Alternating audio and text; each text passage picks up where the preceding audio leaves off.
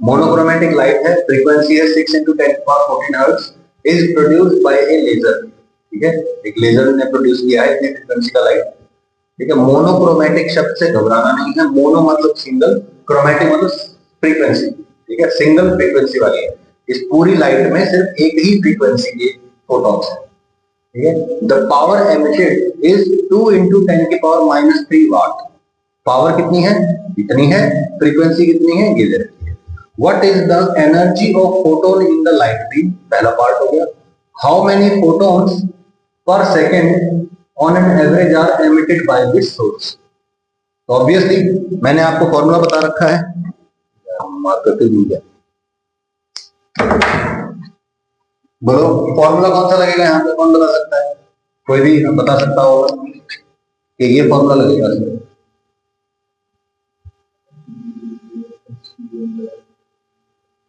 No, वो तो electron emit होगा तब लगेगा ना। यहाँ पे तो इलेक्ट्रॉन की एमिशन की बात नहीं कर रहा है। यहाँ पे सिंपली कह रहा है कि इतनी फ्रीक्वेंसी है और इतनी पावर है। पावर और फ्रीक्वेंसी वाला कौन सा? पावर वाला एक ही तो फॉर्मूला है।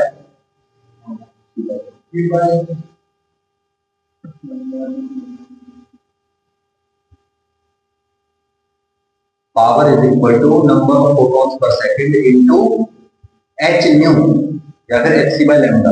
ये तीन में लिखता है।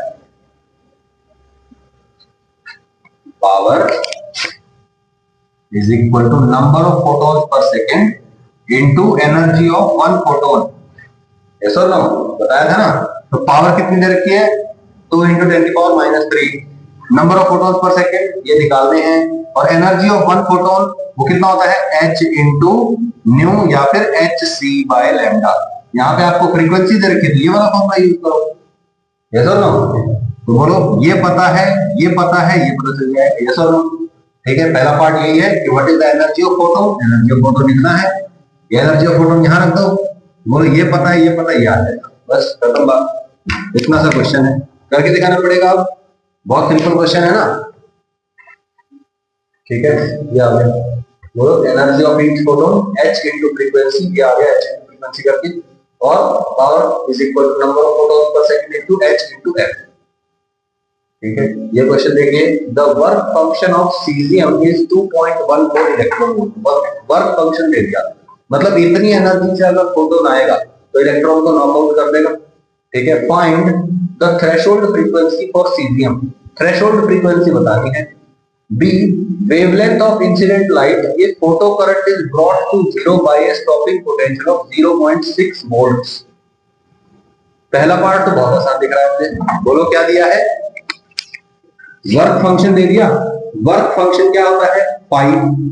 यस और फाई नॉट क्या होता है? It is the minimum energy of photon जो इलेक्ट्रॉन को निकाल सकता है। तो मिनिमम एनर्जी ऑफ फोटोन कैसे निकालेंगे? h इंटू न्यू टीएच या एफटीएच। सही है? बोलो ये गिवन है 2.14, h पता है 6.626 10 की पावर -34, ये आ जाएगा। सही है भाई? ओके, सेकंड पार्ट थोड़ा सा मुश्किल लग रहा है। कह रहा है वेवलेंथ ऑफ इंसिडेंट लाइट बताना है। If photo current is brought to zero, photo current को जीरो कर देता है कौन? Stopping potential of 0.6 volts. सही है? स्टॉपिंग पोटेंशियल वाला एक ही फॉर्मूला है। क्या होता था? वो पूरा फॉर्मूला लिखेंगे। EVS is equal to kinetic energy maximum is equal to h nu minus phi naught. सही है? माइनस h न्यू नॉट लिख दो या फाई नॉट लिख दो, बात एक ही है। सही है भाई? तो बोलो इसमें आपको क्या नहीं पता? इलेक्ट्रॉन का चार्ज मालूम है, स्टॉपिंग पोटेंशियल 0.6 वोल्ट आपको गिवन है। ठीक है, h पता है, फ्रीक्वेंसी ऑफ इंसिडेंट लाइट नहीं पता। आपसे क्या पूछा गया है? वेवलेंथ ऑफ इंसिडेंट लाइट, तो h c बाय लैम्डा लिख लो। और फाई नॉट आपको पता है, c आपको पता है, सिर्फ लैम्डा नहीं पता। This is equal to this रखेंगे, लैम्डा का वैल्यू निकाल लेंगे। समझ में नहीं आया? कोई दिक्कत? बिल्कुल सिंपल है। ओके, ठीक है, okay, all right.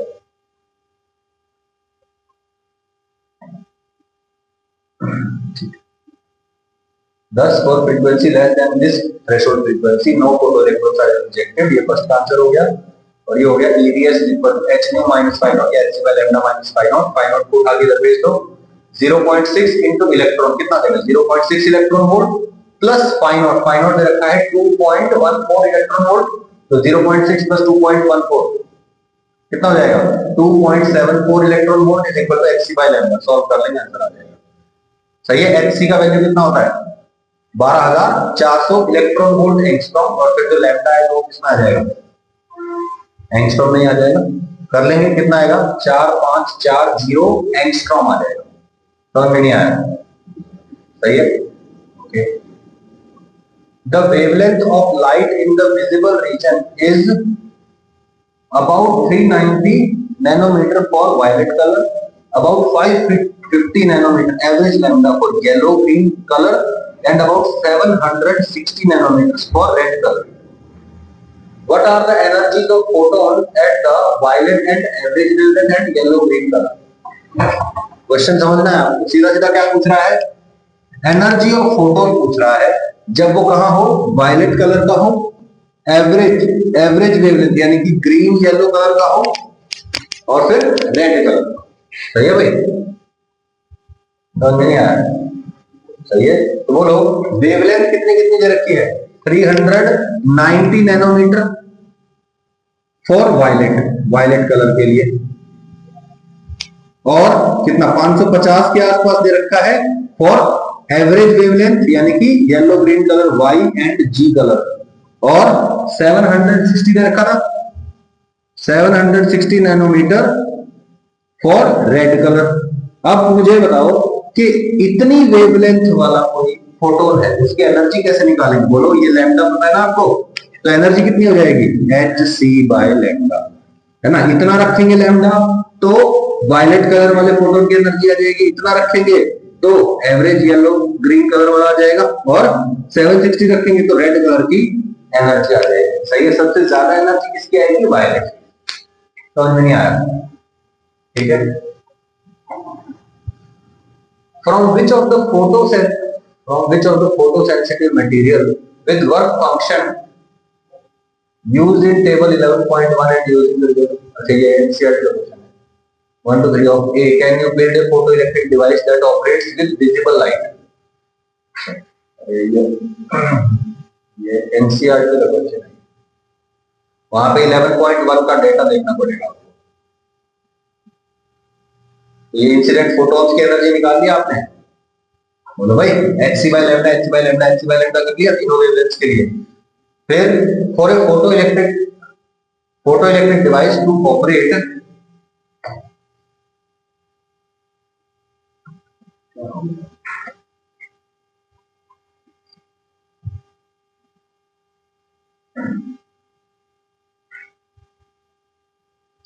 For a photoelectric device to operate, we require incident light energy E to be equal to or greater than the work function of the material. Thus, the photoelectric device will operate with violet light, photosensitive material, and ऐसे table से देख के करना पड़ेगा। तो इसे बोला है कि कोई टेबल दे रखा है एनसीईआरटी में 11.1 टेबल है।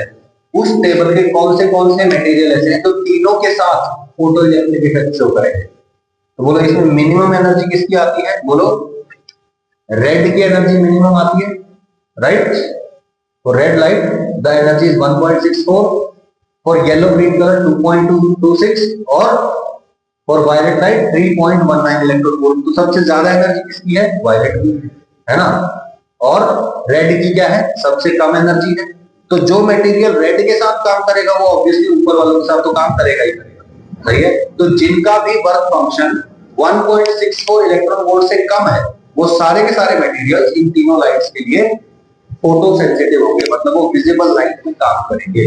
कौन सा काम करेंगे फोटो इलेक्ट्रिक इफेक्ट वाला काम सही है ये बात ओके ओके। अब आता है wave nature of matter and D totally different ठीक है wave nature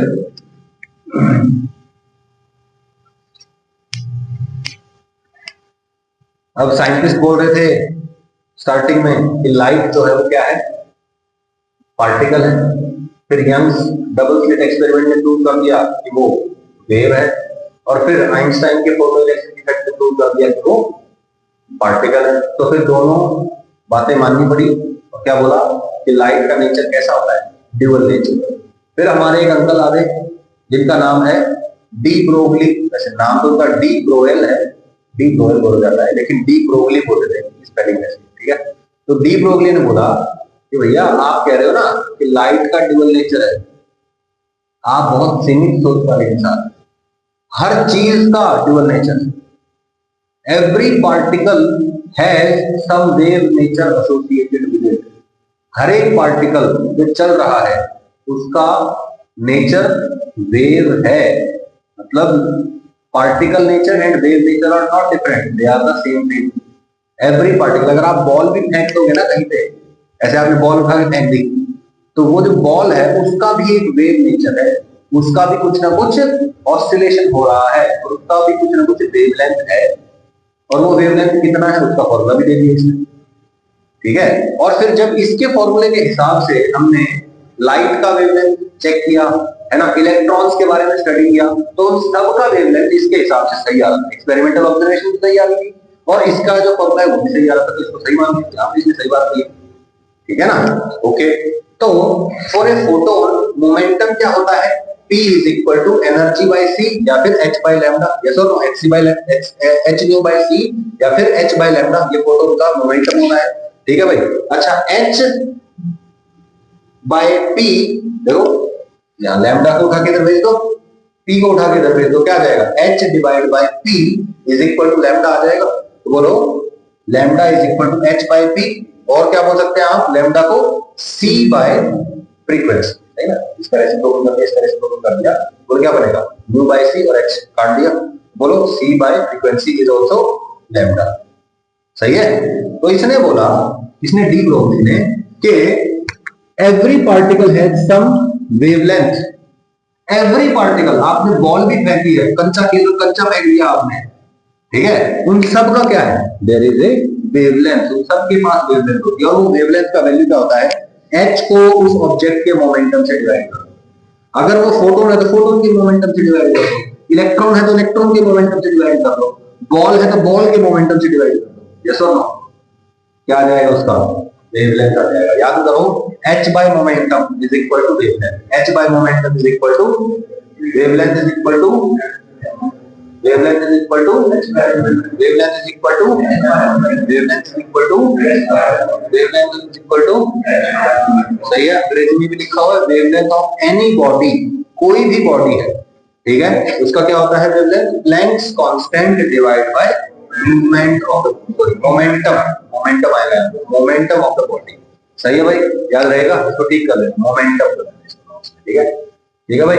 h is equal to, sorry, lambda is equal to h by mv, mass of the particle, v is the velocity of the particle, ठीक है भाई। For large body mass is large, ठीक है, जो बड़ी body होती है, ये क्या हो गया, ठीक है, जो बड़ी बॉडी होती है, फॉर एग्जांपल आपके पास बॉल है, आपने वो बॉल फेंक दी, कंचा फेंक दिया, तो they are large bodies compared to photons, ठीक है, तो उनका मास क्या होता है, बोलो वेरी लार्ज, और मास बहुत लार्ज है तो वेवलेंथ क्या हो जाएगा, बहुत ही स्मॉल हो जाएगा, ठीक है। For large body mass is large, hence lambda is small, तो वेवलेंथ क्या होती है, स्मॉल, सही है भाई, कोई दिक्कत इसमें, ठीक है, okay. P is equal to h nu by C is equal to E by C, ये पुराना फॉर्मूला हमने पढ़ा हुआ है, क्या आएगा, energy of photon divide by speed of photon, speed of photon speed of light के बराबर है, ये पढ़ा हुआ है फॉर्मूला पहले, ठीक है, ओके। अच्छा, आप यहां से और कैसे निकाल सकते हो, इस C को उठा के ना इधर मल्टीप्लाई कर दो, तो एनर्जी ऑफ द फोटोन कैसे निकाल सकते हैं आप, बोलो momentum of the photon into speed of light, बोलो energy of the photon is equal to momentum into speed of light, कोई दिक्कत भाई।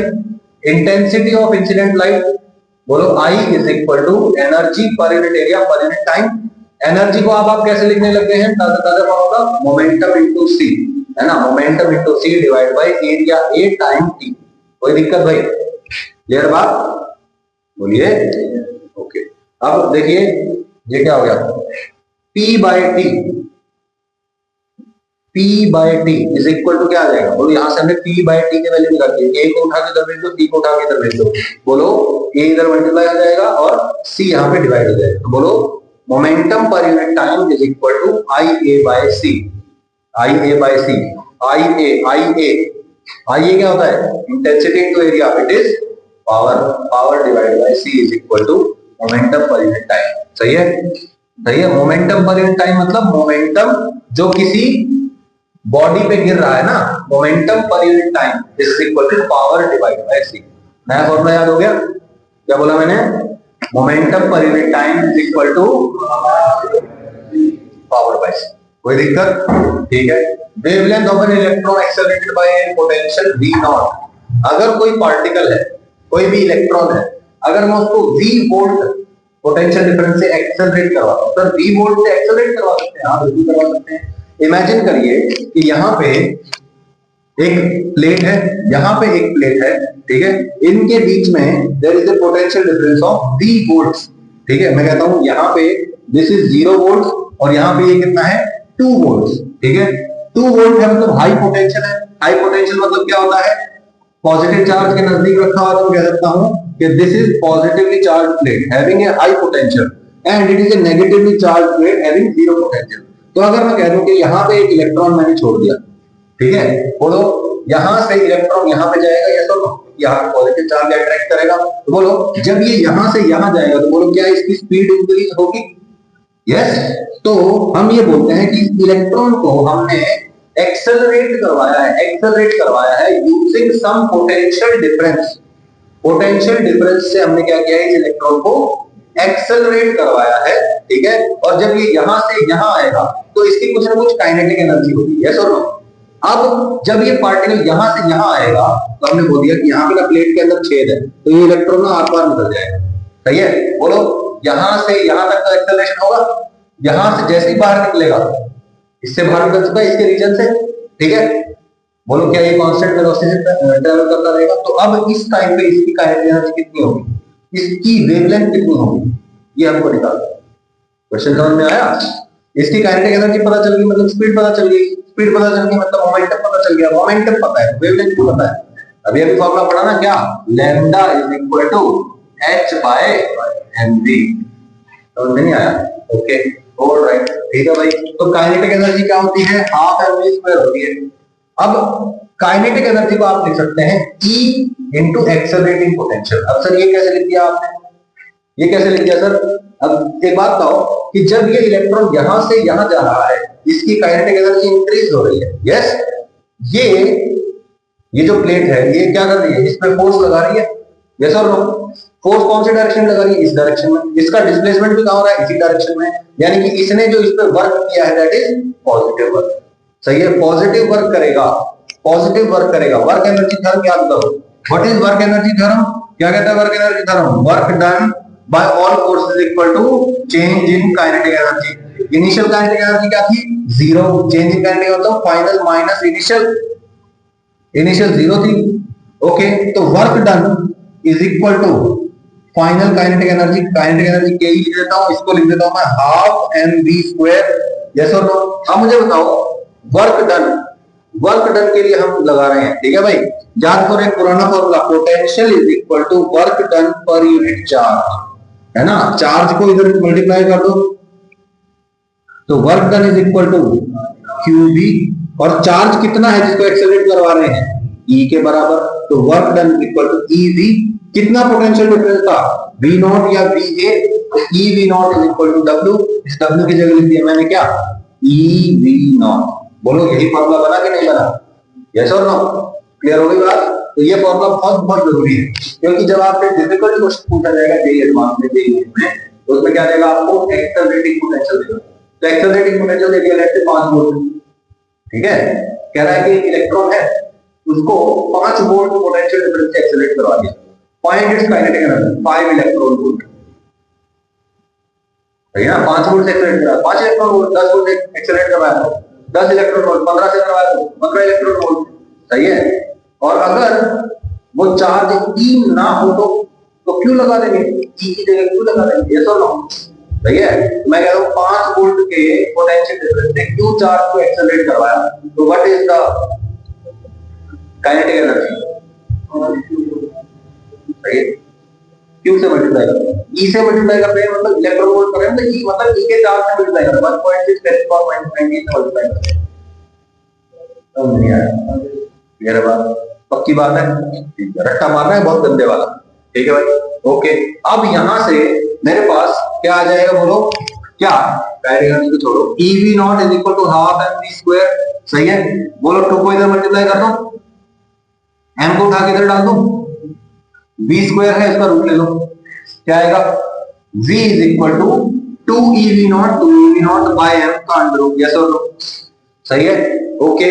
वेलोसिटी पता चल गई इलेक्ट्रॉन की, तो उसका मोमेंटम भी पता चल जाएगा, कैसे पता चलेगा, mass into velocity, mv, v का वैल्यू कितना है, under root 2 EV naught by m, m और m बोलो, m को अंदर घुसेड़ दो, m स्क्वायर बन जाएगा, एक m से हम काट दो कितना देगा, under root 2m EV not, सही है, ध्यान से देखो, 2 कांस्टेंट है, मास ऑफ इलेक्ट्रॉन कांस्टेंट है, इलेक्ट्रॉन का चार्ज कांस्टेंट है, इनकी वैल्यू उठा के पुट कर दो, इलेक्ट्रॉन वैल्यू पुट करें, ठीक है, okay.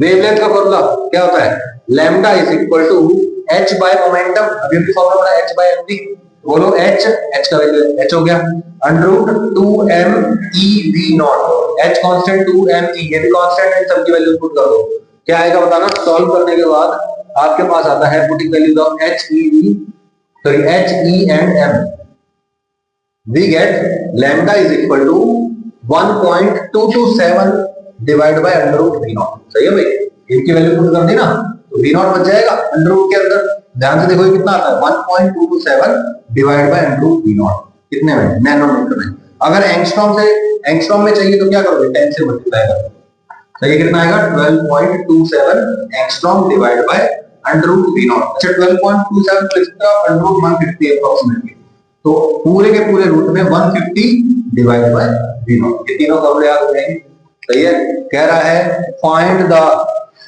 The wavelength of an electron accelerated by a potential difference of 1.5 volt, question दे दिया मैंने आपको, फॉर्मूला लिखा आपके सामने, find the wavelength of an electron accelerated by a potential difference of 1.5 volt, V naught की जगह क्या लिख देंगे 1.5, 150 बाय 1.5, 100 पे काटेगा, अंडर रूट 110, तो आंसर आ गया 10x। और आसान क्वेश्चन देता हूं, find the wavelength of an electron, find the wavelength of an electron accelerated by a potential difference of 150 volts,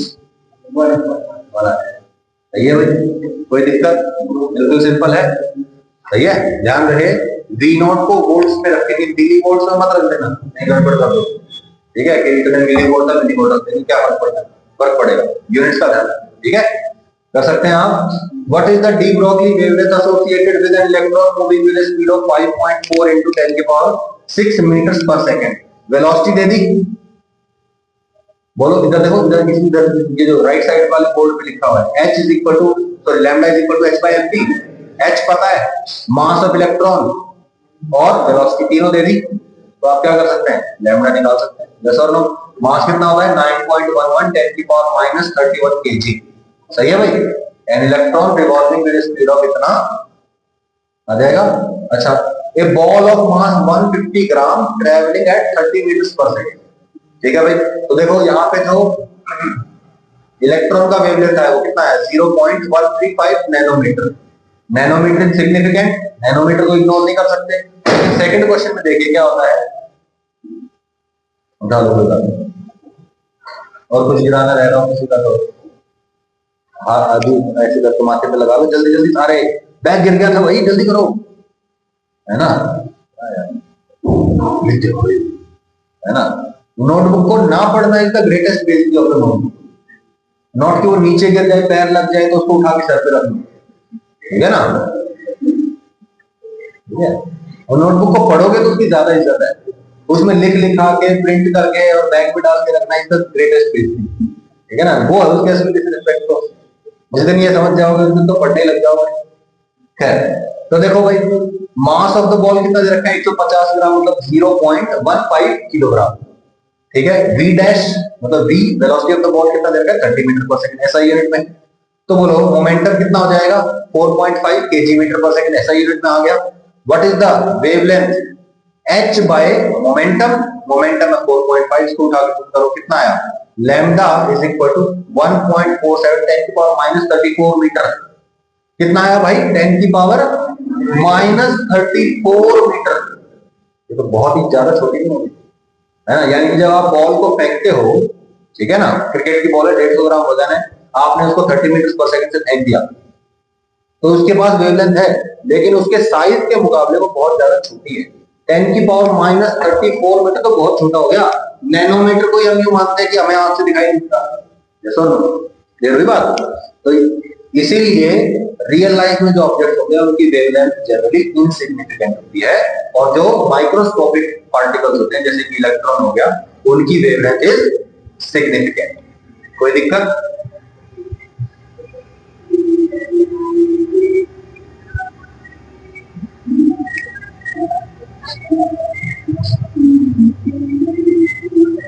मारे गए हम।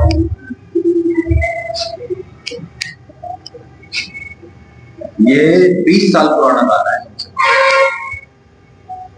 है ना?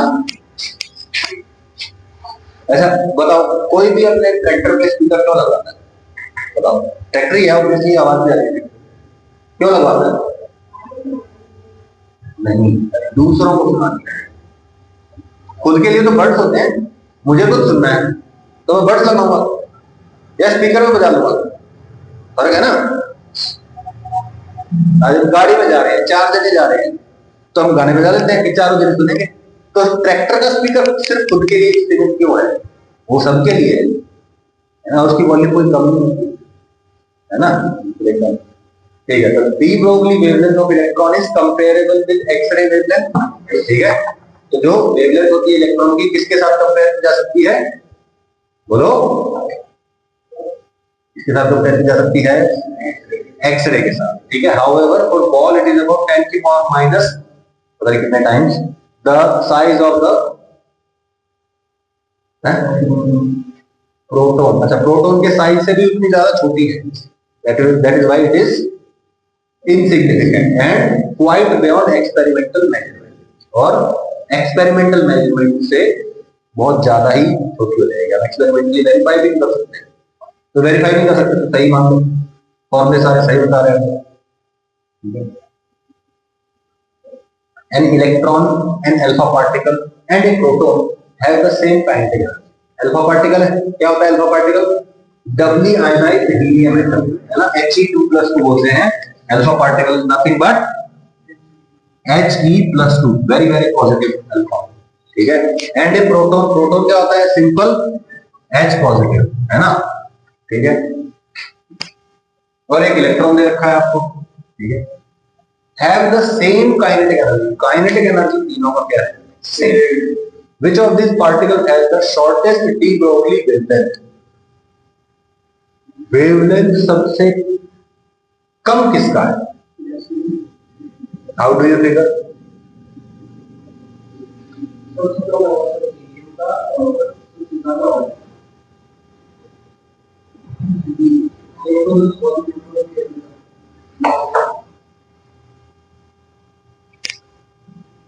उठो बैठे बोले, एक बात था, पहले तूने सही आंसर बताया, फिर तूने गलत एक्सप्लेनेशन दिया, क्या चाहता है? कुछ भी, है ना? सर ऐसे ही मन करता है। ठीक है, पार्टिकल के लिए बोलो, लैम्डा क्या होता है? h बाय मोमेंटम, और मोमेंटम क्या होता है? √2m काइनेटिक एनर्जी के बराबर, है ना? तो बोलो, इस मोमेंटम की जगह रख देंगे, क्या आ जाएगा बताना?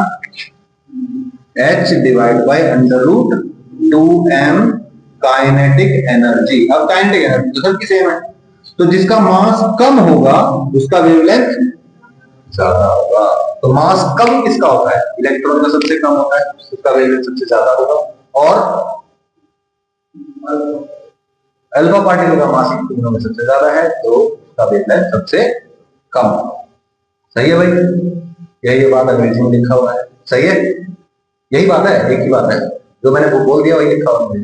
चले आगे। ठीक है, okay. A particle is moving 3 times as fast as an electron. The ratio of the de Broglie wavelength of the particle to that of electron is 1.813 10 to the power minus 4. Calculate the particle's mass and identify the particle. खेल है, क्या कह रहा है, एक particle है, electron से 3 गुना तेज चल रहा है, ठीक है।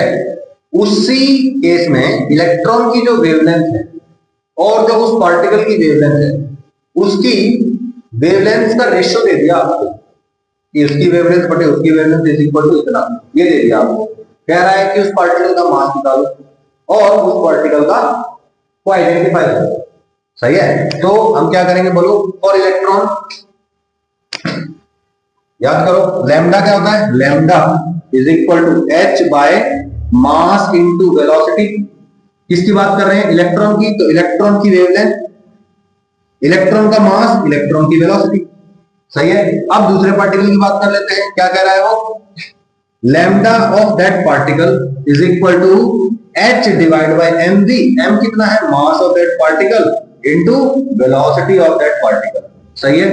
ओके, इसको इससे डिवाइड कर दें, क्या दिया है इसने, बोलो बोला ना, ratio of de Broglie wavelength of the particle to that of electron. तो पार्टिकल की वेवलेंथ को इलेक्ट्रॉन की वेवलेंथ से डिवाइड कर देते हैं। Okay, let's divide lambda E is equal to बोलो H divide by mass of electron into velocity of the electron, सही है। एच से एच कटते हुए दिख रहा है मुझे, सही है।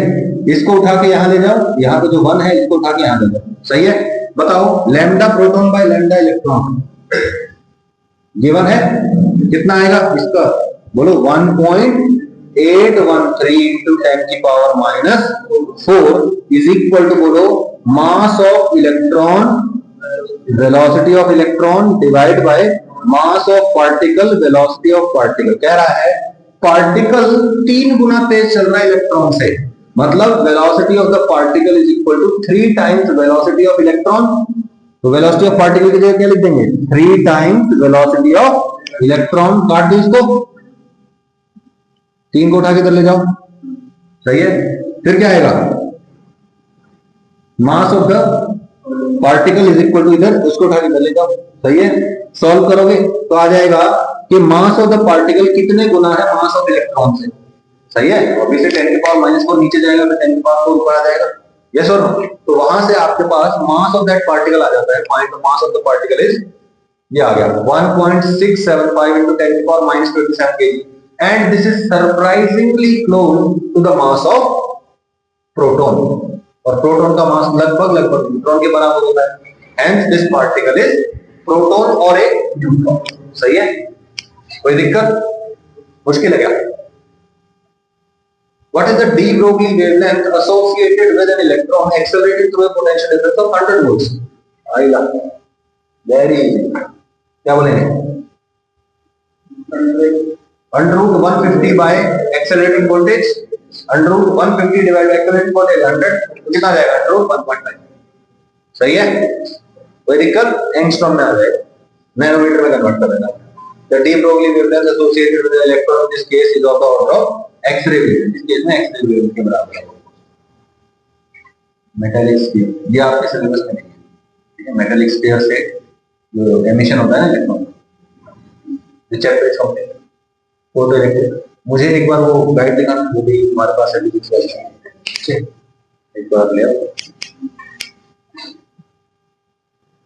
This chapter is over. We'll continue with atoms chapter tomorrow.